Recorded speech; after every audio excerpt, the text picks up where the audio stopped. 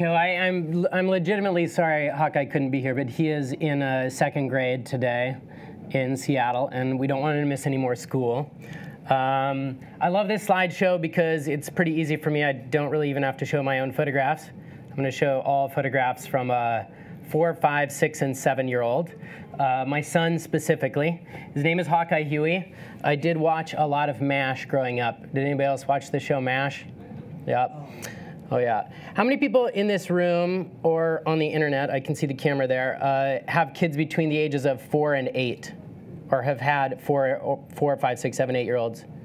Couple? Nobody else in the room? Oh my goodness. This is going to be especially interesting, I think, to anybody who's had children, because I think we think a lot about what our children see and think about and how to interact with that. But I'll try and translate this for those of you who don't have kids as well. So I will show a couple of my photos just to kind of gear you up to how this father-son experiment began and to let you know who I am and how Hawkeye has arrived at this place. I make my living shooting photographs for this magazine. I'm really lucky to get to do that. This is a cover story I did in 2012. And I primarily work for National Geographic. It's my main client. I've done around 25 features for the National Geographic magazines. But before I was shooting those photographs for National Geographic, I was shooting with an instant camera. Probably like a lot of you in the 1980s, I had something where the camera popped out right after you, or the photograph popped out right after you shot it, kind of flick it and watch it dry and have that kind of instant experience. Not like the hard drives and iPhones of today. But now I shoot with all this junk. And I find it awfully, actually, to be honest, really distracting a lot of times. I do have to have a lot of this gear because I do shoot photographs like this. This is from a story that I did on Denali National Park for our park series for National Geographic. You know, and so I have to have some kind of fancy gear. It'd be hard to do this stuff with an instant camera. But the photography where my heart really is in the work that I do, going deep into communities and working with people. This is from a story, that cover story on the Oglala Lakota of the Pine Ridge Indian Reservation in South Dakota. I photographed the Sherpas of Everest for National Geographic. The ancient rituals of isolated villages in the Georgian Republic. I even did a 6-month stretch covering the war on drugs in Afghanistan, the eradication of poppies and the opium fields there for the New Yorker and the New York Times. But soon after that, I had this kid, Hawkeye Huey, and changed my perspective quite a bit. And I started to think of new projects. I love taking road trips with Hawkeye. This was one of our earliest when he was a couple years old, and I took him to a lot of the places that my own father took me in my travels around the American West.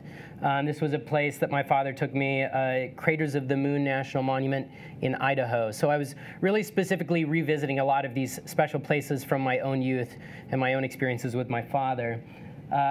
This was a place my father and I always drove by on the way to Jackson Hole, Wyoming. It was a gas station that had a giant jackalope, so we've stopped there, of course. But when Hawkeye was about 4 years old, I wanted to take him back specifically to this place. Now, he'd been, when he was really young, that's him, the little tiny figure with his mother, when he was about 1.5 or 2 years old. But I wanted to revisit this place once he had memories. This was a special place that I'd been photographing. I had just put out a book on this place.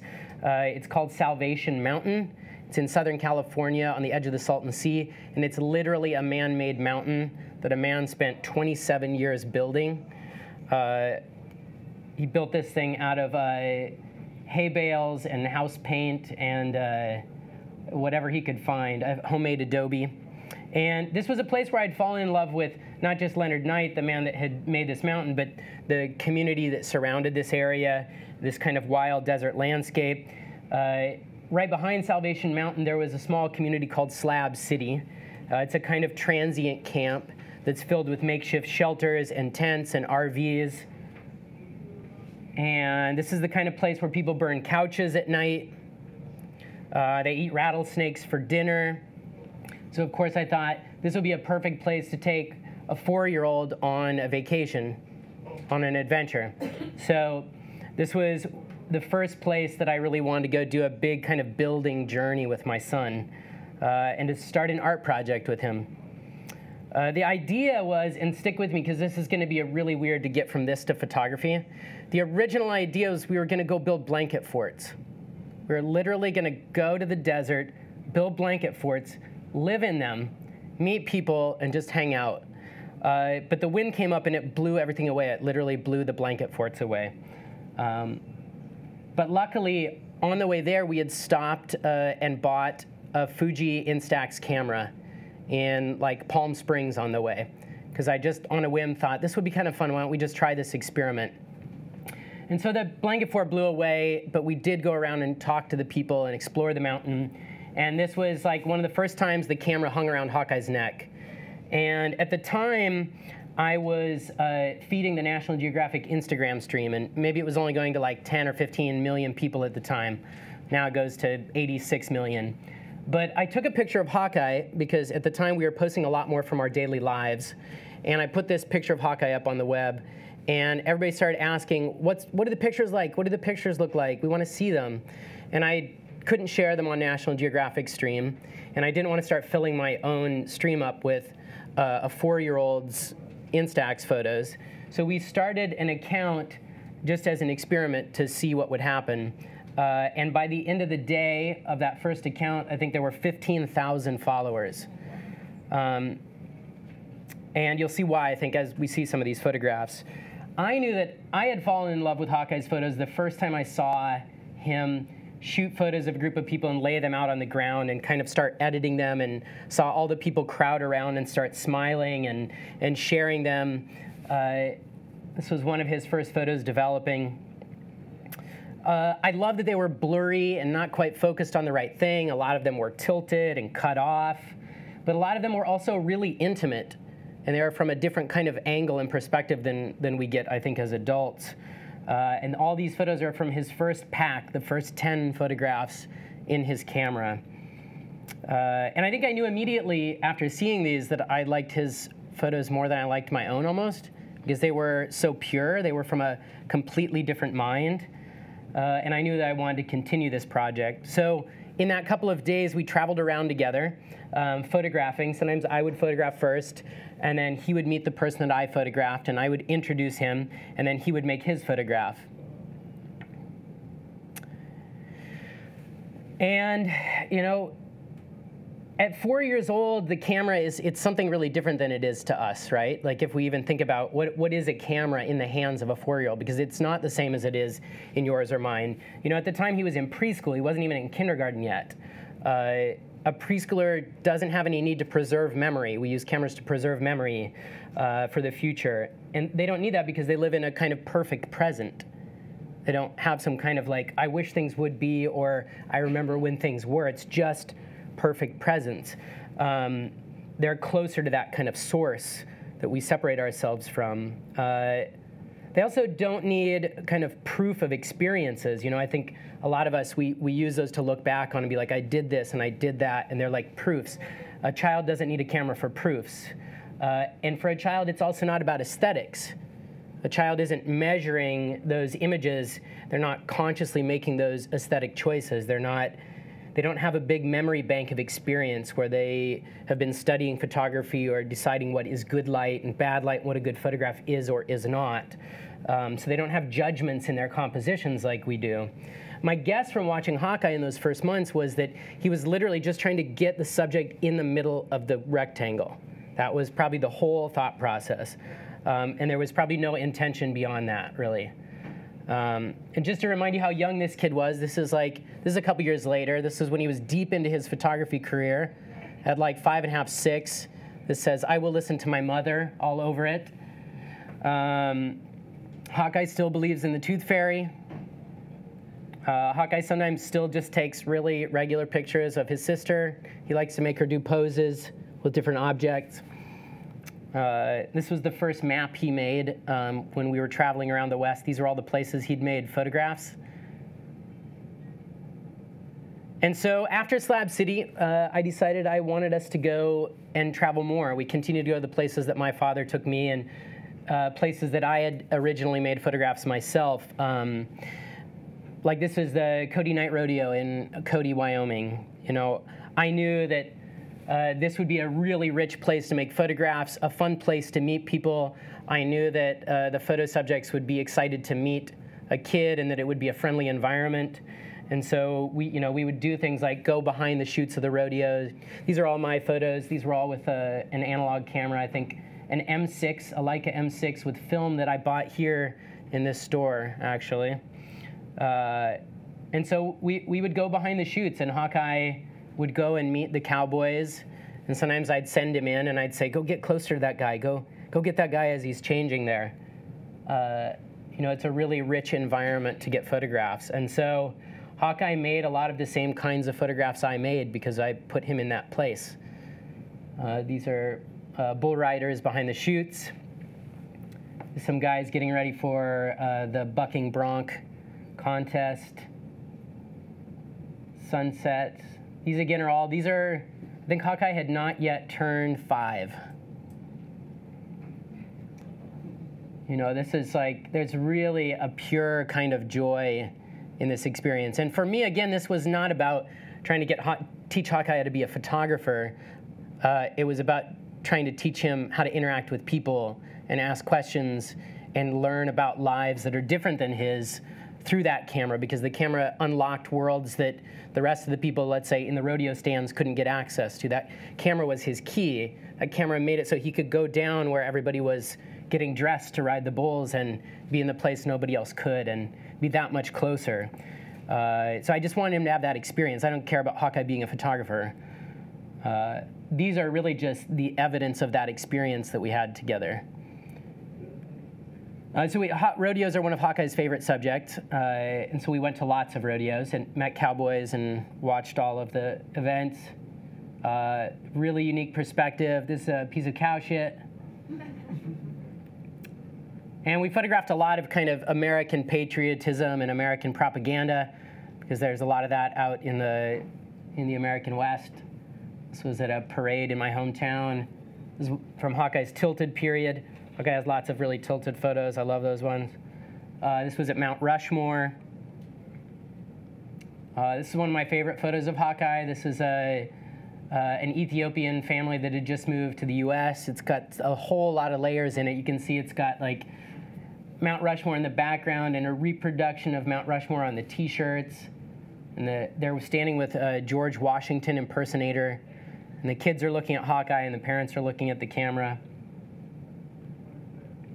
We went to Joshua Tree, California. Again, we didn't go because Hawkeye said, Dad, I really want to go photograph Joshua Tree. We went to Joshua Tree because I wanted to go camping there. It's one of my favorite places. So a lot of people are curious about, like, how does Hawkeye make all the decisions about where you guys go? Well, Hawkeye was 4, and so I made all the decisions about where we went. But I always chose places we could really have great adventures and that were really beautiful. This is the Very Large Array in New Mexico. If any of you guys have seen the movie Contact, there's like a giant field with like 30 or 40 of these that spread out in a big array.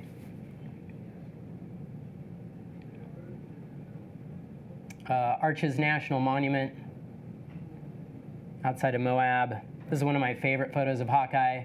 I think a lot, too, when I see these photographs, a lot of these are places that a lot of people photograph, right? Like, everybody photographs arches. I've never seen a photograph like this where somebody didn't include the top of this arch, that it's like an eye, And I think you'll see that as we look through more of the images from the American West. It's a completely different perspective than the one we're expecting when we photograph the arch to get, like, the postcard, the whole top of the arch, and Hawkeye doesn't have any of those rules. And I think that the magic that comes out of it is images like this.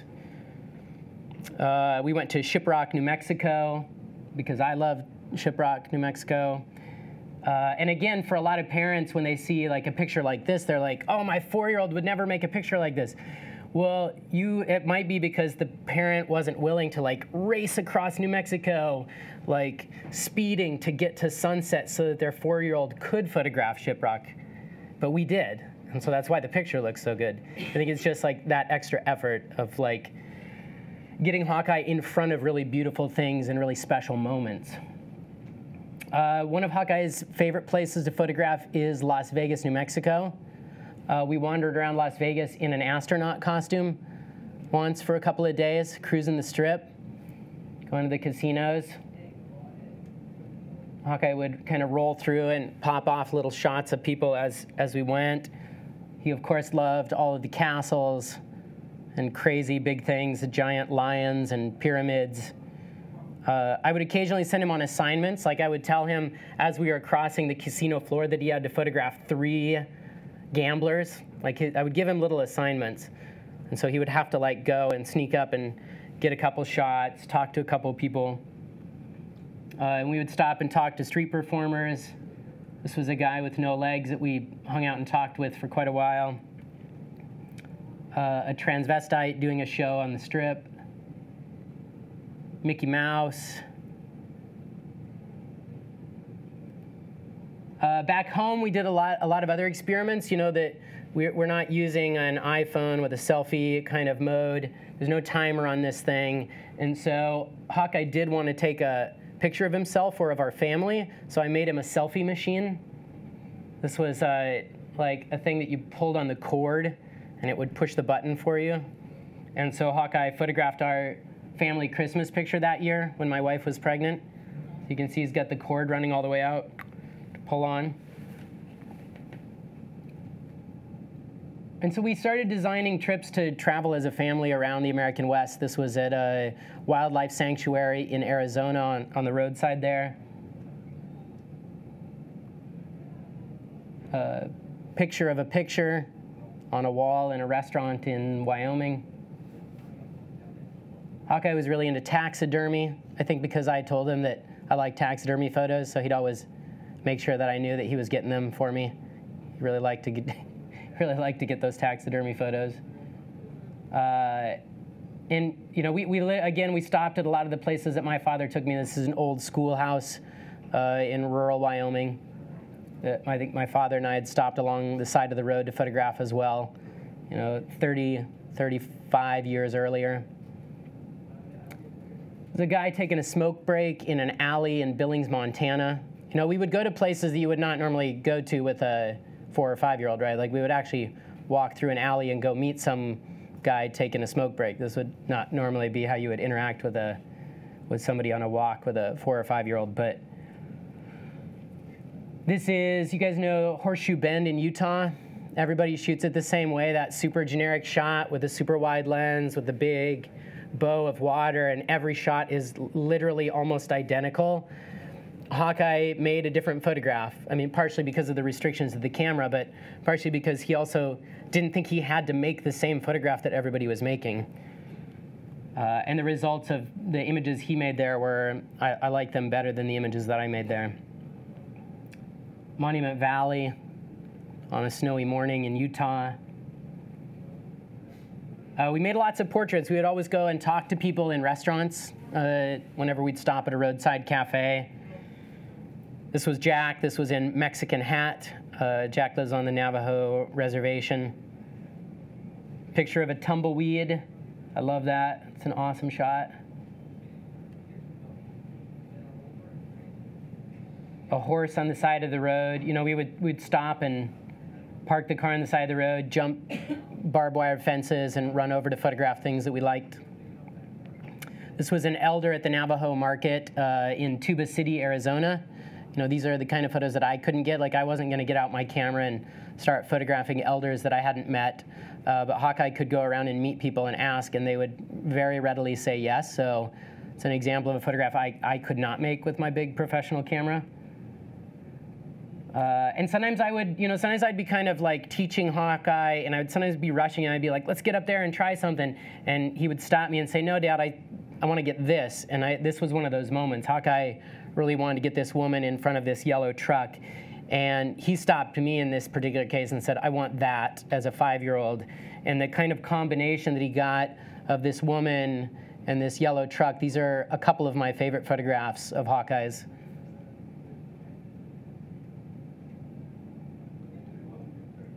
These are crystals at a rock shop on the side of the road in Utah. Ten Sleep Canyon, Wyoming.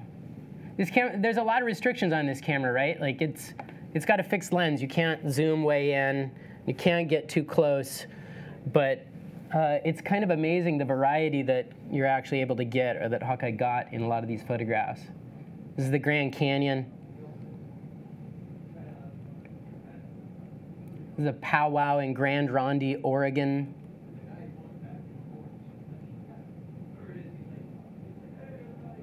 It's a llama at a roadside petting zoo.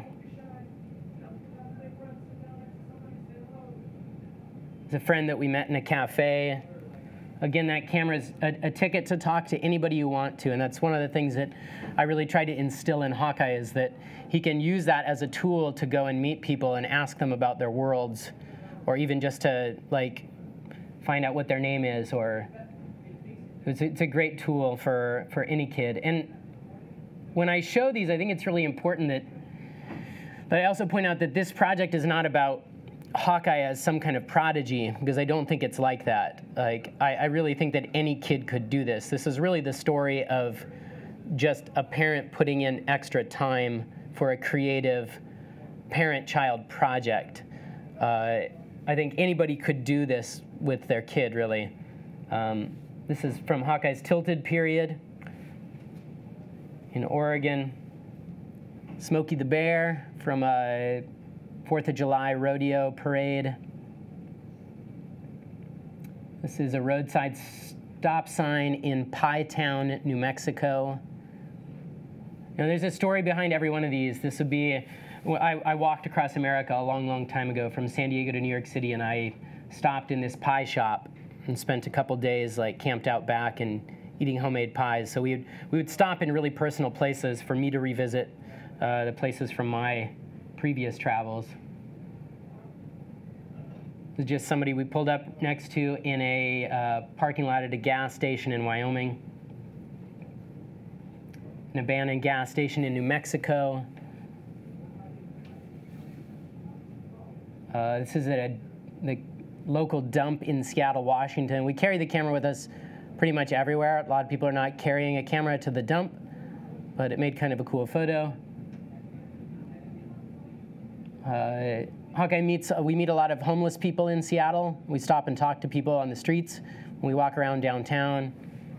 This is Matt, a guy we stop and talk to for 15, 20 minutes in downtown Seattle. I like the effect that the camera makes when the flash goes off on signs. You can see it illuminates it. It looks like the whole thing is glowing. And we didn't use it as often in the beginning, but this is one of my favorite things about that Fuji Instax camera is there's a little clip-on lens, and with the clip-on lens you can get really close. You have to be at an exact distance, and only about 2 inches is within the focal plane. And so sometimes it helps to have like a string to like mark off how far it is.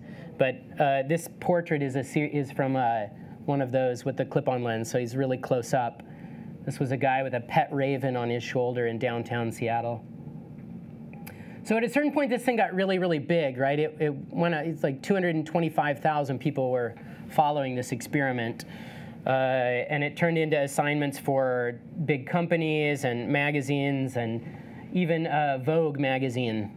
Vogue assigned Hawkeye to photograph Halloween from a child's perspective, which was really cool. This was Hawkeye's Halloween costume that year. This was his selfie.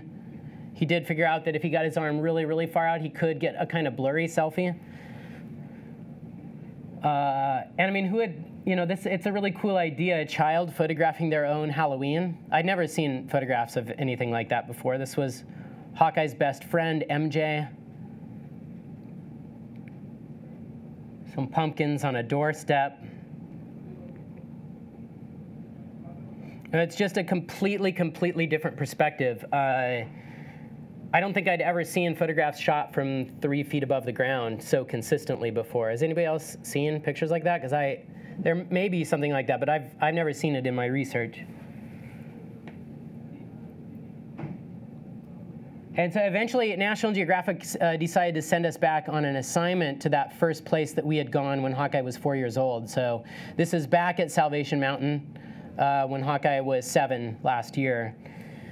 And they assigned us to do some Instagram stories, kind of live to the 80 some odd million people. And I think this was one of our stories that we did. This was kind of a combo father-son. Hey there, this is Aaron Huey, and I'm here with Hawkeye Huey. And we are taking pictures today at Slab City and Salvation Mountain. Oh, double shot. All right. You need an assistant for that. So I would take photos, he would take photos. We would do kind of some of the texture of what was there. And I think all the photos from Hawkeye of this guy coming up after this video.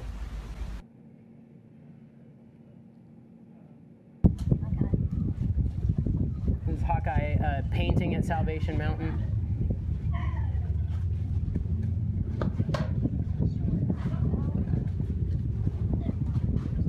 So we're not always shooting. We use this as an excuse to participate and to do a lot of things together, like paint them. All right, you took this shot about 1 minute ago.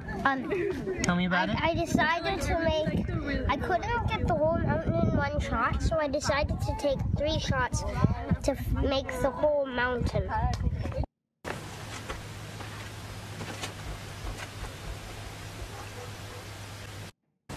Maybe I could do this and this. And I took care of all the dogs and you and 2 of the dogs. So this allowed us to show a lot of the process of who we were meeting and how and why we were making the photographs.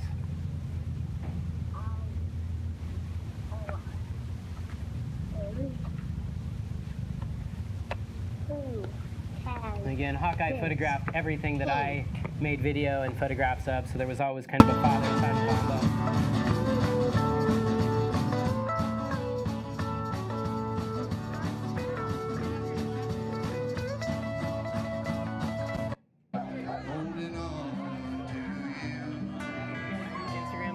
To do storytelling with your photography. So I think we'll be doing quite a bit of this in the near future, because it's hard for me to do real, serious, professional photography when I'm trying to keep Hawkeye safe and keep Hawkeye focused and pay attention to him, and so I'm not treating these journeys like a serious photographic assignment for myself, but it is really fun to be able to kind of capture what's happening around Hawkeye and capture that process. This was one of the photographs Hawkeye took with that clip-on lens of our friend Nova. This was a person we've gone to visit several times. She was in that video. This was somebody giving a tour at Salvation Mountain.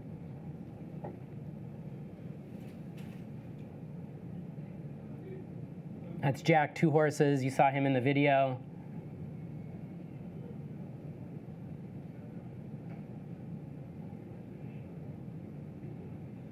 Some kids Hawkeye met. And then we started doing some live streaming too, because this was, Nat Geo invited us to take over and share some of that journey live. Salvation Mountain is a place I started coming to about, I just did the count, 13 years ago. And I started bringing my son and my family here. This is made of tree branches,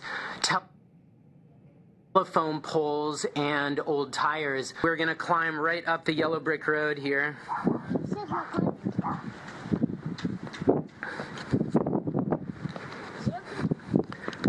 Yeah, come up here, Hawkeye, run ahead of us.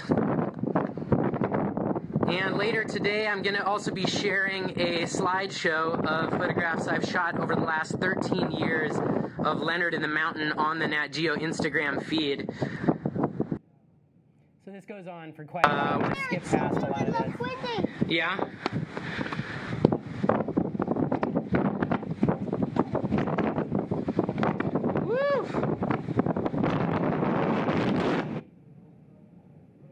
It was a great way to share that adventure. All of these are designed really around something that's going to be fun for Hawkeye. None of these are work. None of these are really, in Hawkeye's mind, any kind of assignment or work. They're really just a way for us to go play together.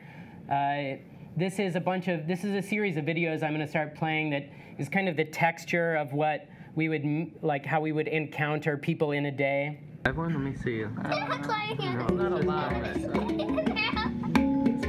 Can you tell me the story of how this thing happened? Where you find this thing? Just landed in a new puppy situation here. Killed it.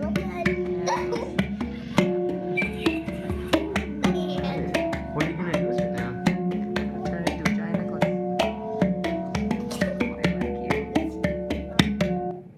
So you can see it's not all picture making all the time. It's just an adventure. And we keep making photos. We keep making family trips together. Hawkeye's little sister sometimes picks up a camera. She's 2 now. She's an aspiring photographer. But there's so many magic moments that for some reason this camera can capture in a way that I can't with mine. I really, really, really love what this camera does. I just can't get this mood in my images of simple moments where the light's really bright. I get jealous of these photos sometimes. They're so good. Like sometimes I don't even bother trying to make photographs in some of these settings because I see what's coming out of his camera, and really what makes it work are the restrictions, like what it can't get, or the bright, really stark flash, or how it can't compensate for light with like an HDR effect. Like that's what makes it actually work. This is in Yellowstone National Park. This is Hawkeye's grandma at sunset in the small town in Wyoming.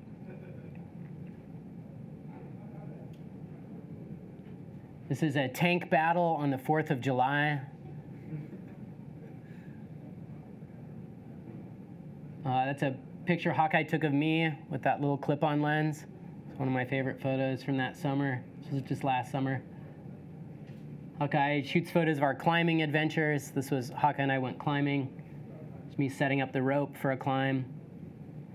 We photographed the eclipse together for National Geographic in Oregon on the center line.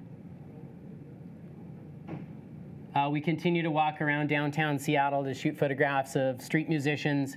You know, and a lot of these are lucky frames. Like Hawkeye's definitely not looking through the thing being like, I gotta make sure there's some negative space over here and like cut that off just right. A lot of this is really just, a lot of it, like I said, it's still, I think, getting the guys in the rectangle, but something magic still comes out of a lot of those frames. And a lot of this is the edit too, right? So, you know, Hawkeye's probably shot 1,500 to 2,000 physical photographs in the last, 3.5, 4 years.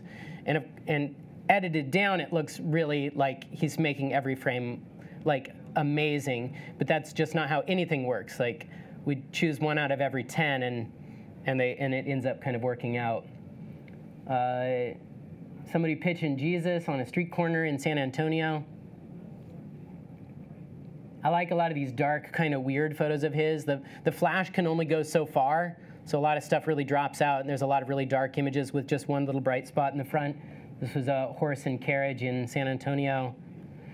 We went back on assignment for National Geographic for a story that will come out this summer on the rodeo, so we've revisited that place several times now, and this story will come out, I believe, in June or July in National Geographic Traveler. This is one of my favorite photos of Hawkeyes ever.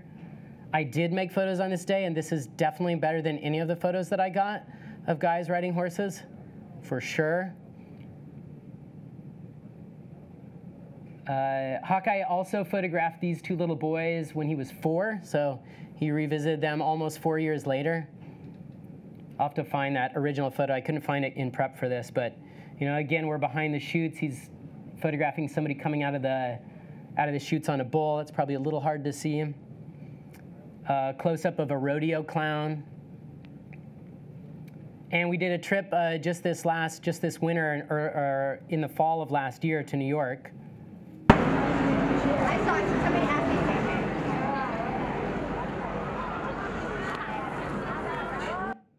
I'm his assistant, so I'm just the guy that catches the photographs. There's his picture. We got another one from the Flatiron.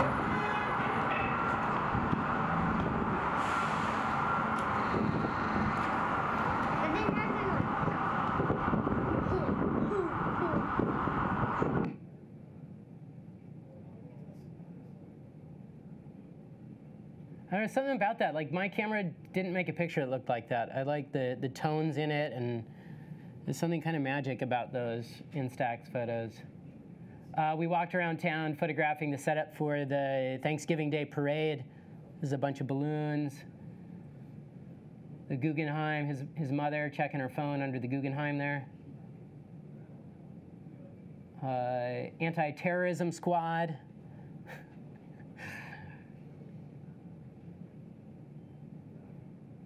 A night at the Met. This was something Hawkeye called the mummified hot dog. It took us a while to figure out what it is. Do you guys know what this is? Can you tell? Charlie Brown's string for his kite, but it really looked like a hot dog. Street performers in Times Square. So next, I think one of the next things we're going to do this summer in the works with National Geographic and some other partners is we're looking at doing a really big road trip together and using a lot of those kind of social things I showed you, where it's almost like a chapterized social story where there's video and stills kind of going back and forth between my account and his account, and the Instagram live stream and Instagram stories and maybe National Geographic streams. And it would be, in a lot of ways, to retrace a journey that I myself made. In 2002, I walked from San Diego to New York City for 5 months. I walked about 30 miles a day. It was 3,349 miles in 154 days. And I walked with my dog Cosmo with this strange wheeled cart with cutout flames on the sides. This is some of the kind of the technical layout of our kit. And this was really my introduction to a lot of like small town America. Like I was from a small town in Wyoming, but I'd never really traveled across America just meeting people, because usually whenever we travel, we always have a pretty serious schedule. We're trying to get to a place to do a very specific thing. So for me early on, I was trying to go climbing somewhere, so I'd make a beeline straight to where I was climbing, do the climbing, and go home. And in between, you know, the windows are kind of rolled up except for when you stop for gas. Well, this trip was every day meeting everybody that I literally walked past and talking to them and asking them about their lives and going to their football games and sitting down with them in cafes and sharing a meal and asking and having them tell me stories.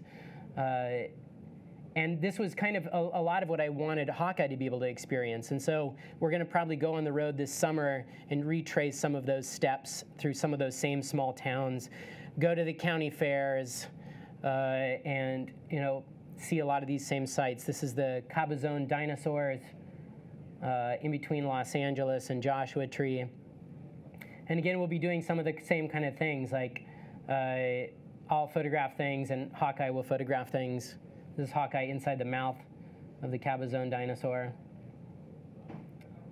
You know, we'll go back through places like Monument Valley that I'll photograph and he'll photograph. This is Hawkeye photographing me on the sign at the entrance of Wyoming. So just an old-fashioned road trip. If you guys want to see more of the photographs, especially from when Hawkeye was 4 and 5 years old, all of those were put out in a book when Hawkeye was still 5, called Cowboys, Indians, Hobos, Gamblers, Patriots, Tourists, and Sunsets. Those are all the things that were in the book, and a few other things were in there as well. But there's only one place you can get the book. It's at Outsider Books, and I don't know how many are left. There's probably not a whole lot left, but it does still exist if you're interested in seeing those. And if you want to follow the story of us doing kind of some of our summer road trips and see what's next with National Geographic, you can follow us. We're really only sharing this work on Instagram. Those are our handles. All right, well, I'll be around if anybody wants to ask me any questions in person. Thank you so much, you guys. I appreciate it.